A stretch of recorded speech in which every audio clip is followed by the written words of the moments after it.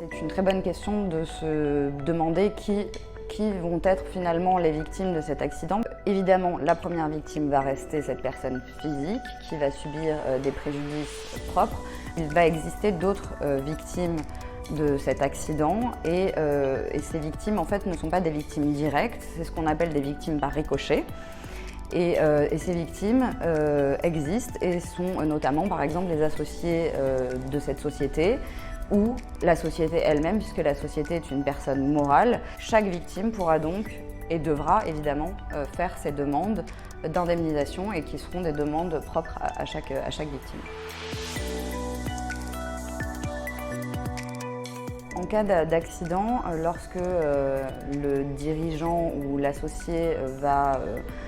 subir donc un accident et ne va plus pouvoir exercer son activité, il y aura forcément un impact sur la société, sur les associés et sur l'activité d'une manière générale. Ce qu'il faut donc savoir, c'est que chaque victime doit pouvoir faire valoir ses préjudices propres, mais il est également très important de savoir que les préjudices subis par la société elle-même ne pourront être indemnisés que par intermédiaire du représentant légal de cette société. Il va y avoir également des décisions à prendre sur l'activité, que ce soit par exemple une mise en sommeil de la société ou au contraire la vente prématurée de la société parce que la figure de cette société ne peut plus exercer et donc il faut vendre précipitamment. À l'inverse, peut-être qu'il y aura une nécessité d'embaucher pour pallier la carence de cette victime qui avait un rôle essentiel à jouer ou encore licencier du personnel. Toutes ces décisions qui seront prises dans le cadre de l'activité et qui sont directement liées à l'accident pourront et devront être reliées à cet accident, devront être jugées comme imputables à l'accident et nous pourrons derrière en demander l'indemnisation.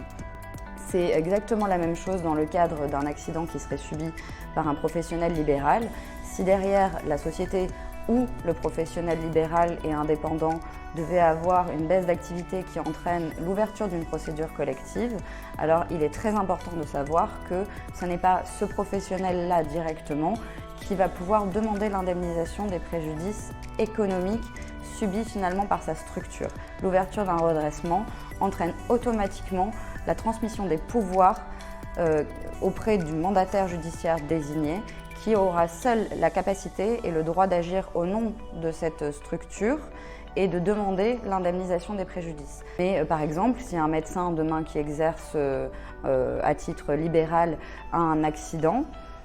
au départ, il va pouvoir demander la réparation de son préjudice entier et notamment économique, mais si sa baisse d'activité est telle qu'une procédure collective devait s'ouvrir, un redressement judiciaire par exemple, alors à partir de ce moment-là, il perdra la capacité de demander l'indemnisation de tous les postes de préjudice patrimoniaux liés réellement à son activité et seul le mandataire judiciaire pourra demander l'indemnisation de ces préjudices-là.